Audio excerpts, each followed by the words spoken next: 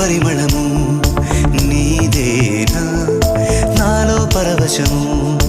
నిజమేనా బొండు మల్లి పువ్వు కన్నా తేలికగు నీ సోకు రెండు కళ్ళు మూసుకున్నా లాగు మరి నీ వైపు సొగసును చూసి పాడ